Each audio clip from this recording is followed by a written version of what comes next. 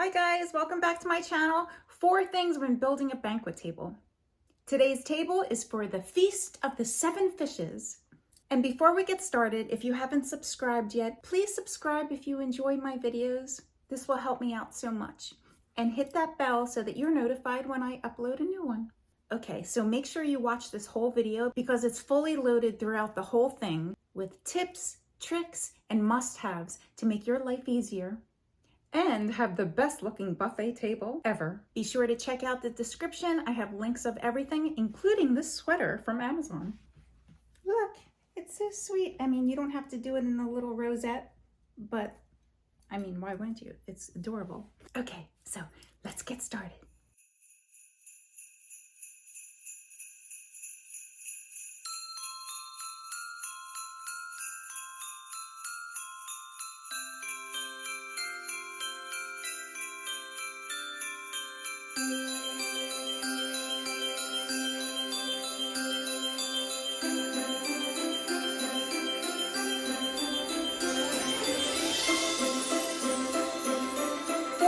When building a banquet table.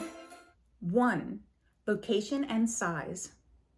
Finding the perfect location. Pick a place that's easily accessible but not in the way. And in my house, the perfect place is where I have my kitchen table. This is an ideal location because you'll be able to walk around the whole table, and it's accessible from multiple areas to enter and exit. Nothing's worse than getting stuck in the corner of a buffet table, trapped and can't get out.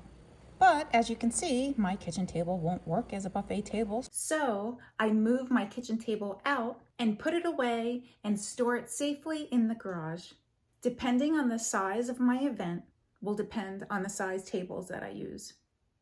And in my lower level, in storage number 1, I have every size table that could be needed. Oh, and also plenty of chairs too. These are a great find, by the way. All links in the description. And in the case of my event, the Feast of the 7 Fishes, I'm using 2 8-foot tables. 2 fabric layers. Your first bottom layer that covers all the sides. I like having this in a solid neutral color. I use this as the bottom layer for all my events.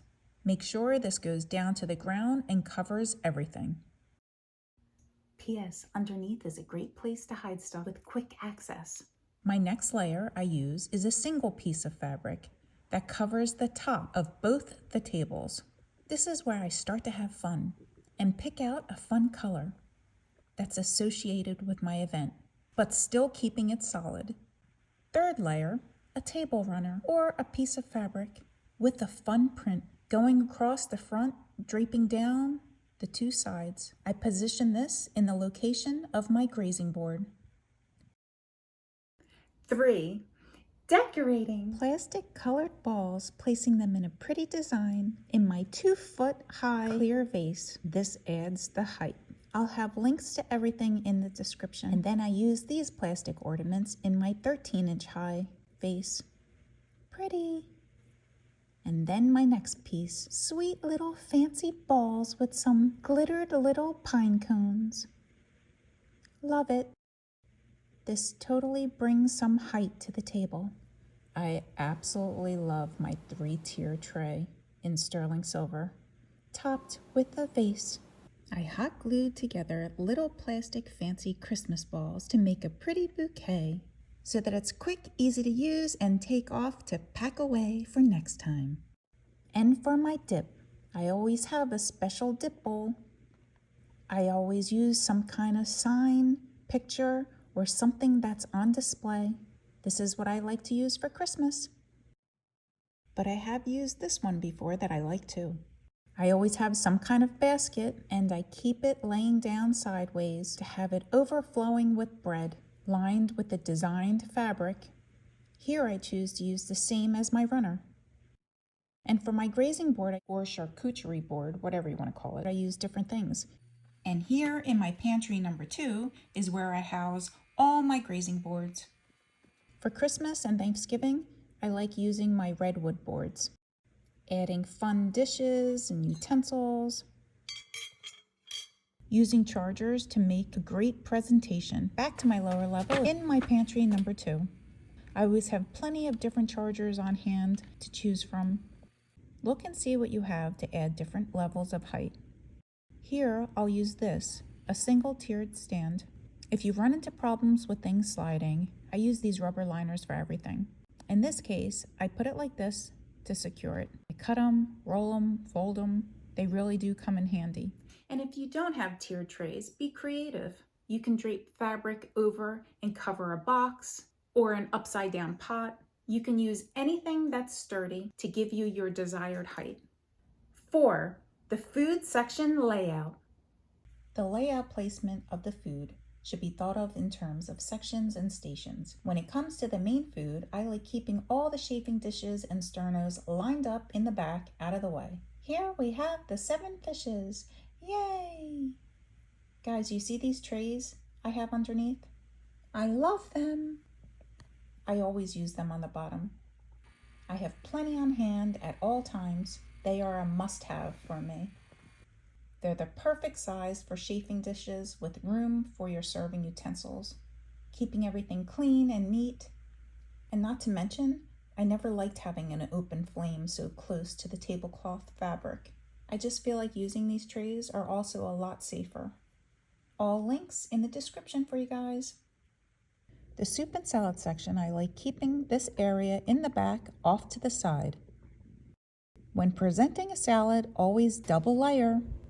The salad should be on top with the bottom dish filled with ice.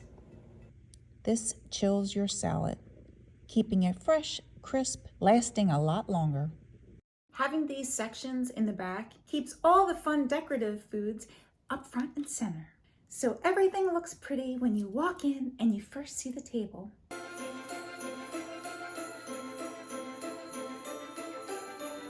And everybody knows how amazing a grazing board could look. I keep that right up front, along with the bread, an overflowing basket, and adorable butter, a Christmas tree sculpture. Fun! And up front, a specialty dip. How beautiful this arrangement. And I have off to the side, but still up front, all the desserts, cookies and chocolates. I make sure I buy real fancy decorative ones to use as decor. Oh, and gorgeous cakes. Candy for the eye. Why, hello, Mr. Santa. Having all different types of serving utensils on hand makes it a lot easier to always use the proper ones when serving. Forks, spoons, turners, flippers, spatulas, tongs. The grazing board needs little toothpicks. I like using little plastic picks, forks, or tongs. Another thing, even if I'm having a sit-down dinner and using my best crystal and china in the dining room, I still will have paper plates and napkins at my buffet table, putting them in multiple locations. Using fun designs and colors helps with dressing things up. Not to mention it makes things easier for your guests just to grab, use, and throw away multiple times throughout the night. And that reminds me, having these pop-up trash cans throughout your area really helps out, making cleanup easy. And that's all, guys.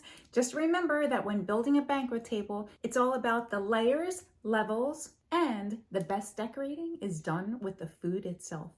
And let me know in the comments if you like this video and what videos would you like to see me do. Please subscribe. Thanks. Bye.